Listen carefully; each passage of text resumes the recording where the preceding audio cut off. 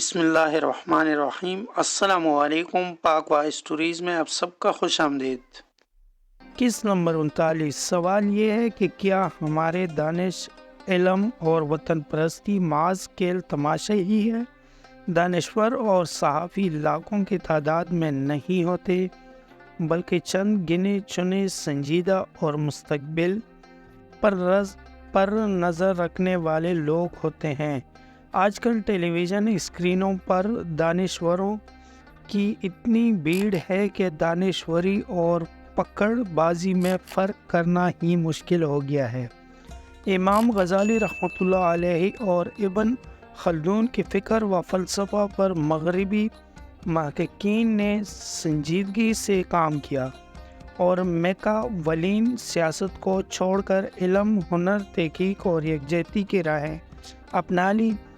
ڈنگ جیاؤ پنگ نے لاؤزے اور کنفیوشس کی تعلیمات کا پھر سے اجرا کیا اور دنیا کے سب سے بڑے یتیم خانے چین کو دنیا کی سب سے بڑی معیشت بننے کے قریب لا کھڑا کیا۔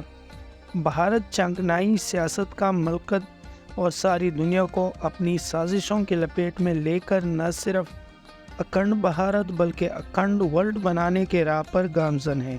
امریکہ، روس، چین، فرانس، جرمنی، برطانیہ، سعودی عرب، خلیجی ریاستیں اور اسرائیل کروڑوں ڈالر بھارت میں انویسٹ کر رہے ہیں، چونکہ بھارت دنیا کی سب سے بڑی کنزیومر مارکیٹ ہے۔ دیکھا جائے تو آج دنیا بھر کے استدراجی قوتوں کے سامنے پاکستان تنہا کھڑا ہے۔ اندرونی بیرونی معاشی، معاشرتی اور ثقافتی یرغمال اپنی جگہ جاری ہے اور بھارت امریکہ، اسرائیل اور افغانستان کی مدد سے جارحیت کا ارتکاب کر چکا ہے۔ ملکی میڈیا کا بڑا حصہ بھارت اور امریکہ نواز ہے اور پوری قوت سے منفی پروپیگنڈا کر رہا ہے۔ میڈیا اور بڑی سیاسی جماعتوں کا ہدف فوج، عدلیہ اور ریاست پاکستان ہے۔ جو سیاستدان ٹیلی ویژن چینلوں پر آ کر ملک کی معاشی تباہی کا ذکر کرتے ہیں، کوئی دانشور صحافی ان سے نہیں پوچھتا کہ 1 سال پہلے آپ کی حکومت تھی تو آپ اس نظام کو کیسے چلا رہے تھے۔ میاں شہباز شریف الیکشن سے پہلے اپنی تقریروں میں قسمیں کھا کر کہتے تھے کہ زرداری کا پیڑ پاڑ کر ملکی خزانہ نہ نکالا تو میرا نام شہباز شریف نہیں۔ پھر فرماتے تھے اس کرپٹ شخص کو لڑکانہ کے گلیوں میں گھسیٹوں گا، اگر نہ گھسیٹا تو میرا نام شہباز شریف نہیں۔ عمران خان نے بھی IMF سے قرض نہ لینے سمیت روایتی پاکستانی سیاست کو اپنایا اور عوام کو وہ سبز باغ دکھلایا جنہیں حقیقت میں بدلنا ممکن ہی نہیں۔ کیا ایک محب وطن پاکستانی میڈیا اور ہر دور میں اس ملک پر حکمرانی کرنے والے سیاسی خاندانوں اور ان کے درباریوں کو زیب دیتا ہے کہ وہ عمران دشمنی میں فوج اور ملک کو منفی پروپیگنڈا کی بنت چڑھا کر اغیار کی دیرینہ خواہش کی تکمیل کریں؟ پاکستانی قوم کو بھی سوچنا ہوگا کہ وہ ان شاہی گھرانوں کی اصلیت پر نگاہ رکھی اور ان کے بداداروں کو ناکام بنانے کے لیے ایک سنجیدہ عوامی پلیٹ فارم پر جمع ہو۔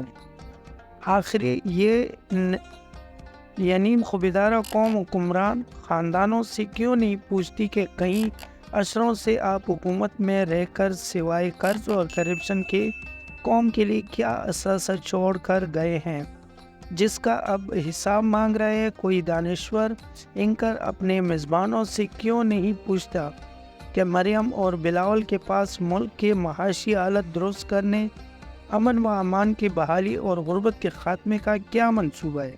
کیا عمران خان کی حکومت ختم کرنے کے بعد وہ 8 ماہ میں سب کچھ درست کر سکتے ہیں؟ یقیناً ایسا ممکن نہیں، اور حکمران خاندانوں نے خاص منصوبہ بندی سے ملک اور قوم کو اس حالت تک پہنچایا ہے، اور ان کے ارادے بیرونی دشمنوں سے بھی زیادہ خطرناک اور ہولناک ہے۔ وہ چاہتے کہ پاکستان خطے میں بھارت سمیت دیگر عالمی طاقتوں کے باجگزار ریاست بن کر رہے، اس کا ایٹمی دفاع نظام لپیٹ دیا جائے اور فوج کا رول سرمنیل ہو۔ جگنو محسن، نجم سٹی، امتیاز عالم اور ان کی مریدیں کے خیالات سے کون واقف نہیں؟